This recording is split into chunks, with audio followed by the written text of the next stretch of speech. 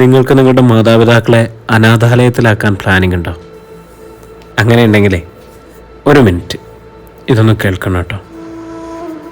ചെറിയ പണികൾ ചെയ്തിട്ട് വയലിൽ കഷ്ടപ്പെട്ട് കമല തൻ്റെ ഏക മകനായ ഉണ്ണിയെ വളർത്തി. ഒരു നേരത്തെ ആഹാരത്തിന് പോലും അവർ വല്ലാതെ ബുദ്ധിമുട്ടി. എന്നിട്ടും ആ അമ്മയുടെ മനസ്സ് നിറയെ മകനോടുള്ളൊരു സ്നേഹമായിരുന്നു. അവനെ നല്ല സ്കൂളിൽ പഠിപ്പിക്കുക, ഒരു കുറവും വരുത്താതെ നോക്കണം, പട്ടിണി കിടന്നും കഷ്ടപ്പെട്ടും ഉണ്ണിക്ക് നല്ലൊരു വിദ്യാഭ്യാസം നൽകി. അങ്ങനെ കാലം കടന്നുപോയി. ഉണ്ണി വലിയൊരു ഉദ്യോഗസ്ഥനായി നഗരത്തിൽ വലിയൊരു വീട്ടിൽ താമസിച്ചു. അപ്പോഴേക്കും കമലാമ്മയുടെ കണ്ണുകൾക്ക് കാഴ്ച മങ്ങി തുടങ്ങിയിരുന്നു. ആരോഗ്യമൊക്കെ ക്ഷയിച്ചു. പക്ഷെ മകൻ്റെ സന്തോഷം കാണുമ്പോൾ ആ അമ്മയ്ക്ക് എല്ലാ വേദനകളും മറക്കാൻ കഴിഞ്ഞു. ഒരു ദിവസം പക്ഷെ ഉണ്ണി അമ്മയുടെ അടുത്ത് വന്നു. അമ്മ, എനിക്ക് കുറച്ച് തിരക്കുണ്ട്.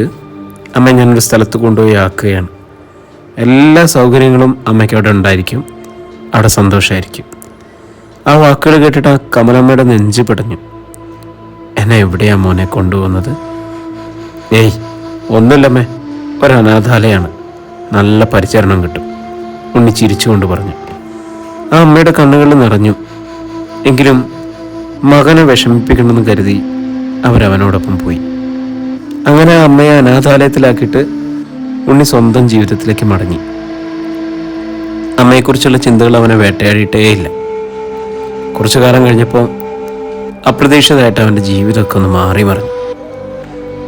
ചില കാര്യങ്ങൾ കൊണ്ട് ജോലി നഷ്ടപ്പെട്ടു, സമ്പാദ്യങ്ങളെല്ലാം തീർന്നു, വീടും സ്ഥലമൊക്കെ വിൽക്കേണ്ട വന്നു.